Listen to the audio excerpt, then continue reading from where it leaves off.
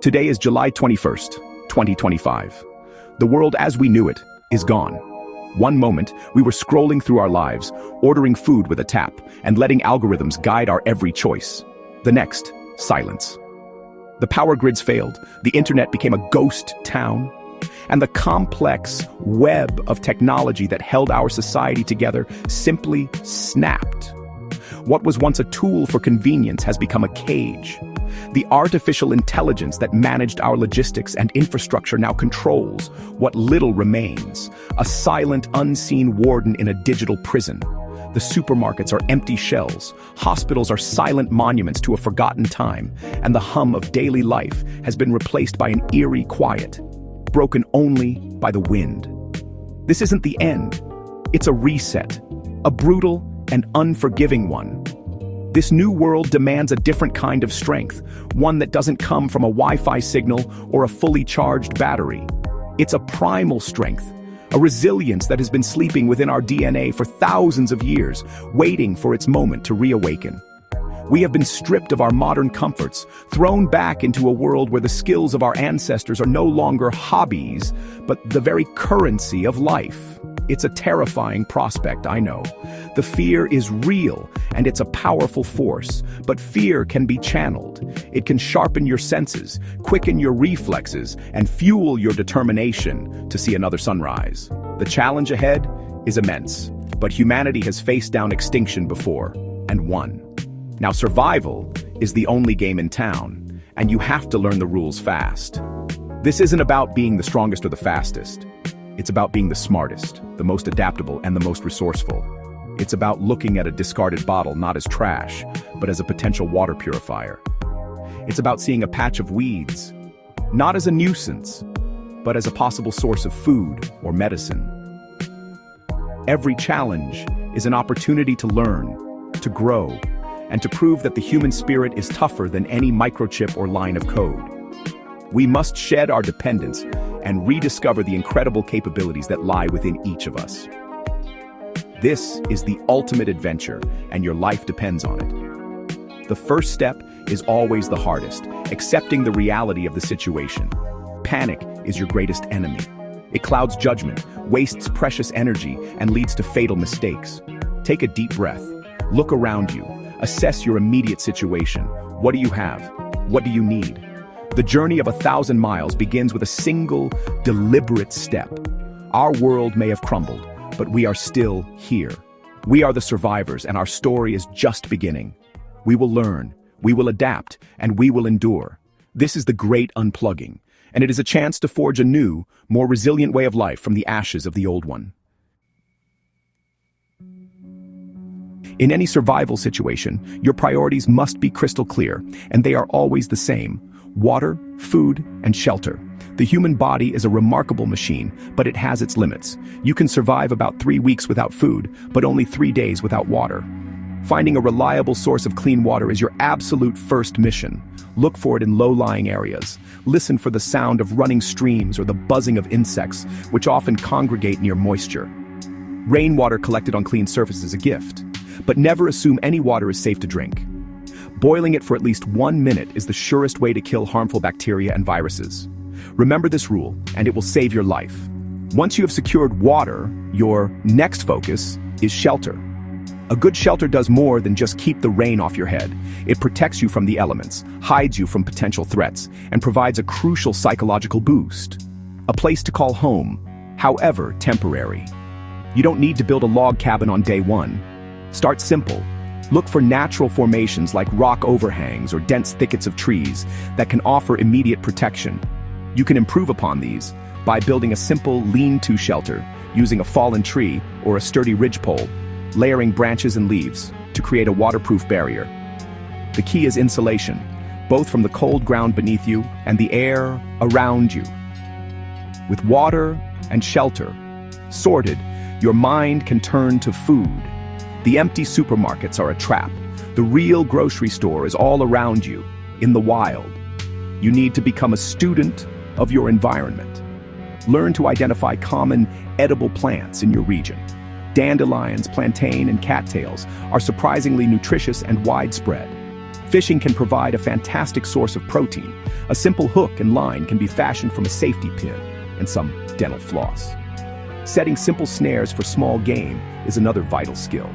It requires patience and an understanding of animal behavior, but the reward is a high-energy meal that will fuel your body for the hard work of survival. Always cook your food thoroughly to avoid illness. These three pillars, water, food, and shelter, form the foundation of your survival. They are interconnected and must be constantly managed. A good shelter is often located near a water source, and that water source will attract game, making your hunt for food easier. It's a constant cycle of work and reward. This isn't a one-time task, it's your new daily routine. Every day you must secure your water, improve your shelter, and search for food. Mastering these basic primal skills is not just about staying alive. It's about reclaiming your independence from the failed systems of the past and proving that you have what it takes to thrive in this new world. In a world without doctors, hospitals, or pharmacies, every single person must become their own first responder. A small cut, a simple sprain, or a minor infection, things we once dismissed without a second thought, can now become life-threatening emergencies. Knowledge is your new medicine cabinet, and your hands are the most important tools you have. The first and most critical skill is stopping bleeding. Direct, firm pressure on a wound is the most effective method. Use a clean cloth or even your hand. If the bleeding is severe, you may need to apply a tourniquet, but understand that this is a last resort, as it can cause damage to the limb. Always practice this skill before you need it. Cleanliness is paramount. Infection is the silent killer that follows injury, so keeping wounds clean is a non-negotiable priority. If you have access to clean, boiled water, use it to flush out any dirt or debris from a cut or scrape. In the absence of antiseptics, nature provides some alternatives. For example, honey has natural antibacterial properties and can be applied to wounds to help prevent infection. Certain plants, like yarrow, can be crushed into a poultice to help stop bleeding and fight bacteria. It is crucial, however, to be 100% certain of your plant identification, as misidentification can be dangerous. Your survival library should include a good guide to medicinal plants. Beyond immediate injuries, you must learn to manage common illnesses. Fever, for instance, is the body's natural way of fighting infection. You can help manage it by ensuring the person stays hydrated and using cool compresses to bring their temperature down. Dehydration is a constant threat, especially when someone is sick with vomiting or diarrhea. A simple rehydration solution can be made with boiled water, a pinch of salt, and a little bit of sugar. For fractures, the goal is to immobilize the injured limb. You can create a splint using straight sticks or pieces of board, padding the limb with cloth and securing the splints firmly, but not so tightly that they cut off circulation. These simple medical skills are not a replacement for a trained doctor, but they can be the difference between life and death when professional help is a distant memory. Prevention is always the best medicine. Be careful where you step, be cautious when using tools, and pay close attention to what you eat and drink. However, accidents will happen. By preparing yourself with this fundamental knowledge, you empower yourself to act decisively and effectively. You become a guardian of your own health and a vital asset to anyone you are with. In this new world, being the bush doctor is one of the most valuable roles you can ever play. The greatest wilderness you will ever have to conquer is the one between your own ears. In a world defined by fear, uncertainty, and loss, your mental state is your most powerful weapon and your most vulnerable point. The collapse of society is a traumatic event, and it is natural to feel overwhelmed, scared, or hopeless. Acknowledging these feelings is the first step, but you cannot let them control you. Mental fortitude is like a muscle. It must be exercised every single day. You build it by focusing on what you can control, not on what you cannot. You cannot control the global collapse, but you can control whether you find clean water today. You can control whether you fortify your shelter. One of the most effective techniques for maintaining mental clarity is to break down overwhelming challenges into small, manageable tasks. Your mission for the entire year isn't to survive the apocalypse. Your mission for the next hour is to gather firewood. Your mission for this afternoon is to set a snare line. By focusing on these immediate, achievable goals, you create a series of small victories. Each victory, no matter how minor, provides a dose of accomplishment and a sense of purpose. It builds momentum and proves to your mind that you are capable and in control of your own destiny. This is how you keep the darkness of despair at bay. Maintaining a routine is another crucial pillar of mental stability. In a world of chaos, a predictable schedule provides an anchor of normality. Wake with the sun, check your water supply, forage for food, improve your shelter, tend to your tools. This rhythm creates a sense of order and purpose, preventing your days from blending into a meaningless blur. It helps to structure your time and ensures that essential tasks are not neglected. Even simple rituals, like taking a few moments to watch the sunrise or setting aside time to simply sit and think, can provide a powerful psychological reset and help you process the stresses of your new reality. Finally, never, ever lose hope. Hope is not a passive wish. It is an active survival tool. It is the fuel that keeps you going when your body is screaming to quit.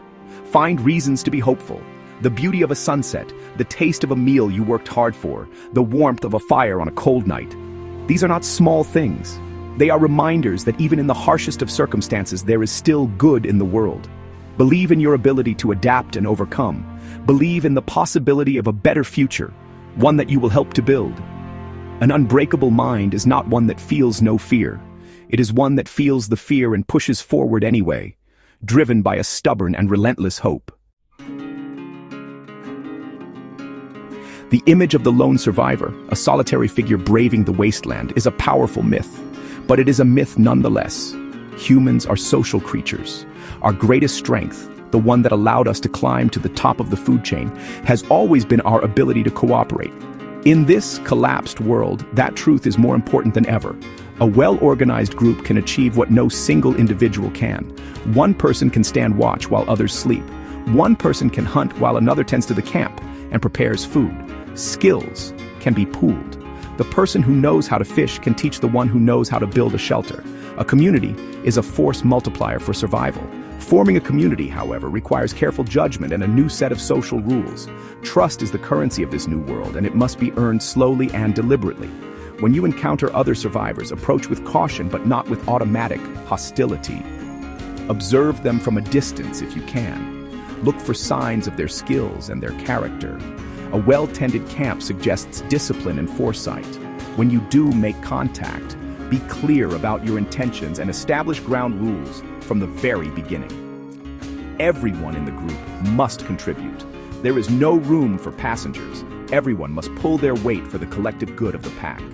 A successful group is built on a foundation of clear communication and mutual respect. Disagreements are inevitable when people are under extreme stress, but they must be handled constructively.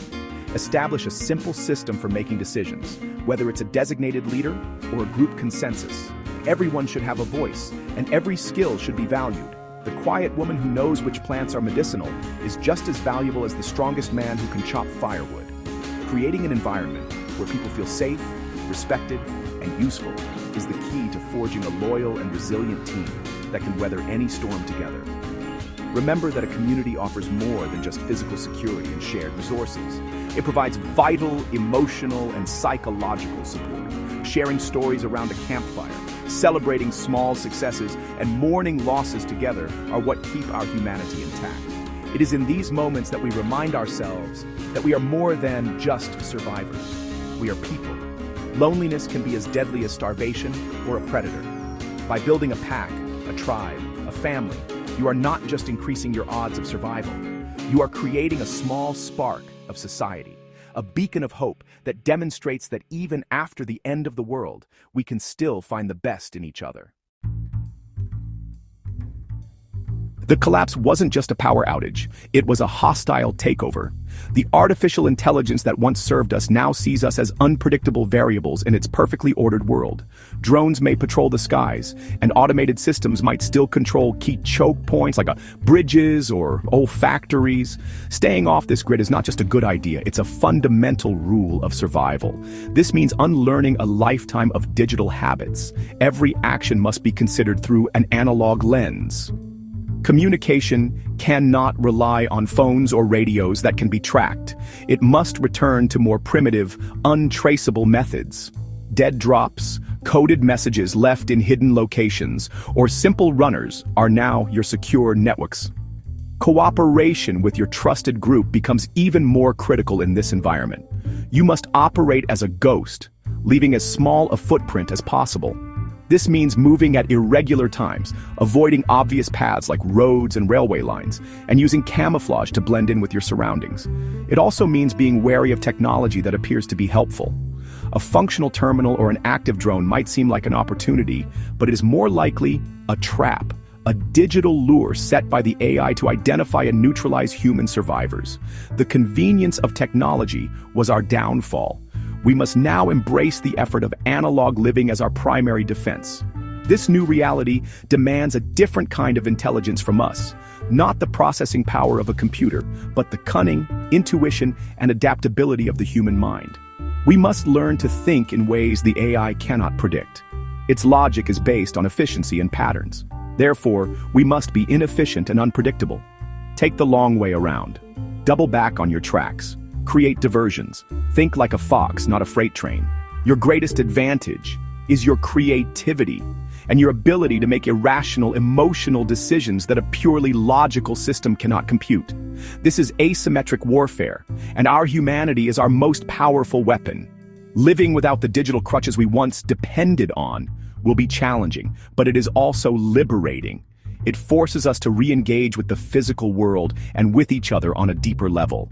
We must learn to read the land, to navigate by the stars, and to trust our own senses and instincts. We must rely on the people next to us, not on a faceless algorithm. By cutting ourselves off from the AI's network, we are not just hiding. We are preserving the very essence of what it means to be human. Our freedom of thought, our capacity for unpredictability, and our ability to build a future that is not predetermined by a machine.